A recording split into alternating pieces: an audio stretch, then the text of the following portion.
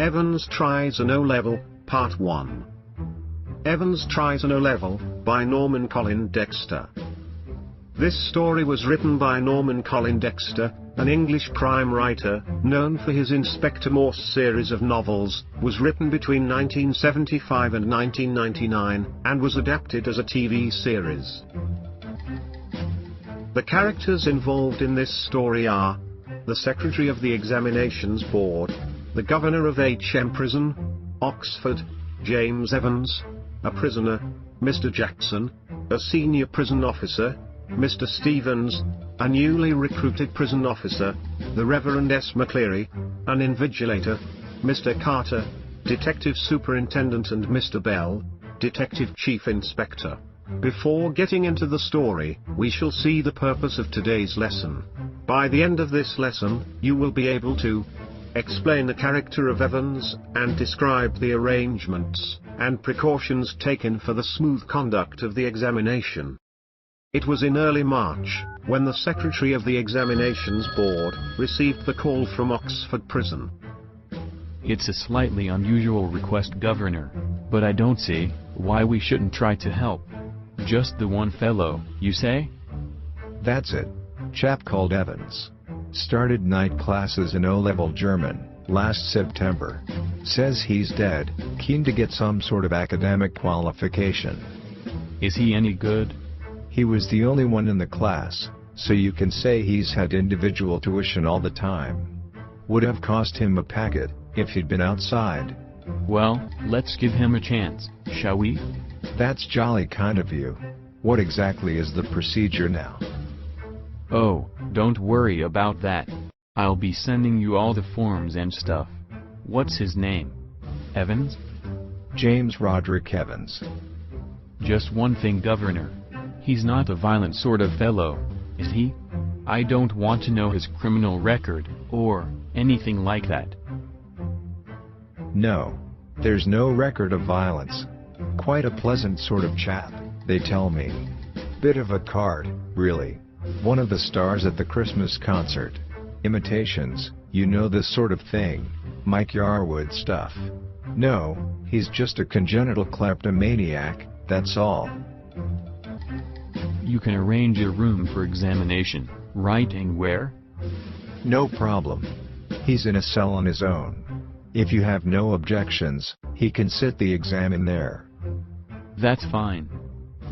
And we could easily get one of the parsons from St. Mary Mag's to invigilate. Fine, yes. They seem to have a lot of parson in there, haven't they? At least there's one thing. You shouldn't have much trouble keeping him incommunicado, should you? Evans.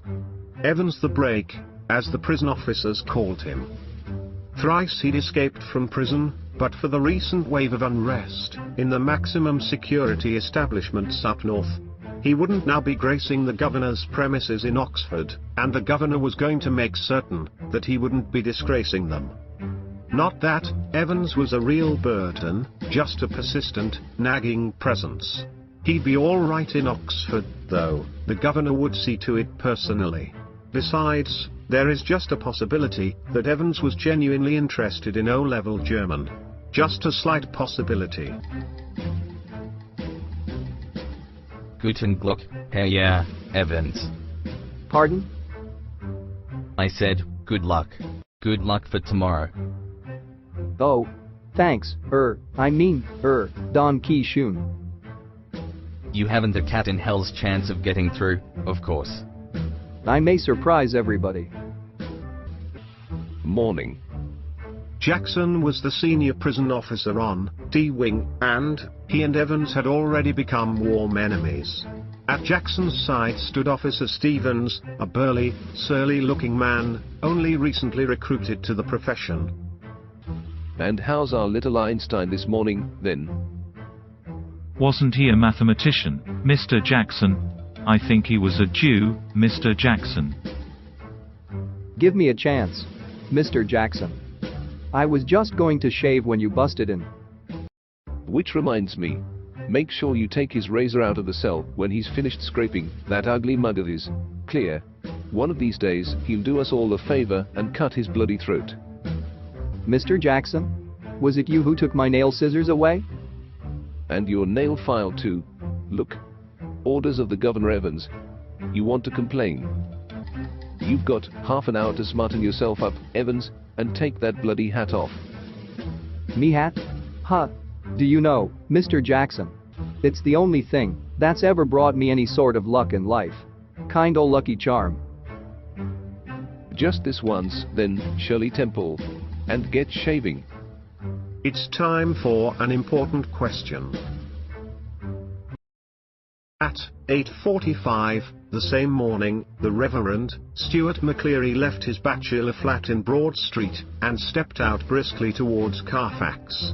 The 2-hour examination was scheduled to start at 9:15 a.m.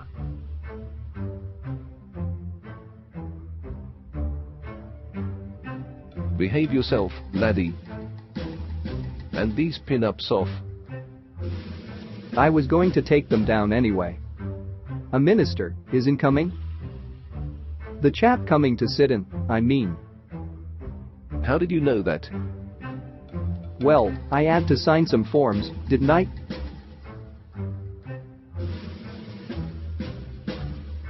Can I ask you something, Mr. Jackson? Why did they have to bug me in this cell? Not a very neat job. They're not, they don't honestly think I'm going to try to make the O-level certification. They're taking no chances, Evans. Nobody in his senses would take any chance with you. Who's going to listen in? I'll tell you who's going to listen in, laddie. It's the governor himself, see? He doesn't trust you a bloody inch, nor do I. I'll be watching you like a hawk, Evans, so keep your nose clean. Clear. Just one more thing, Einstein. Yeah? Was at. Good luck, old son.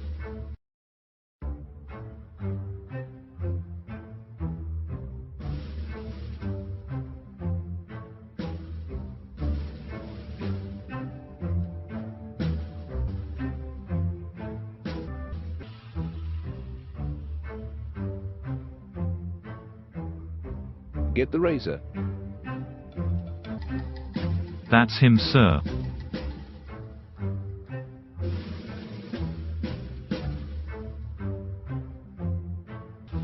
It was 9:10 a.m. when the governor switched on the receiver. He had instructed Jackson to tell Evans of the little temporary precaution. But wasn't it all a bit theatrical? Schoolboyish, almost? How on earth is Evans going to try anything on today? All the prison officers on the alert, 2 more locked doors between his cell and the yard, and a yard with a wall as high as a haystack. Yes, Evans is as safe as houses. It's time for an important question. Conclusion. Despite these arrangements, Evans escaped the prison. How would he have done that? Let's catch in part 2 to know how he would have made it. Before winding up, let us see the explanation and meaning of some hard words we had come across today.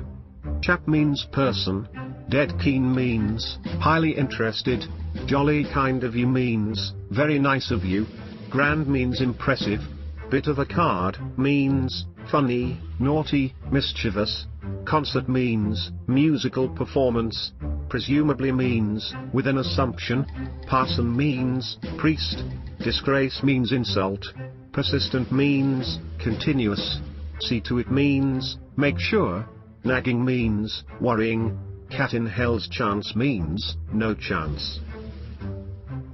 Following morning means next day in the morning, tuck in means to put in, grubby means dirty, bunk means bed, burly means strong, curtly means rudely, bust in means come in, mug means face, smoldered means burned, lucky charm means something lucky, laddie means friend, and pin-ups means posters. Summary. In this lesson, you have learnt about the character of Evans, and saw what arrangements and precautions were made for smooth conduct of the examination.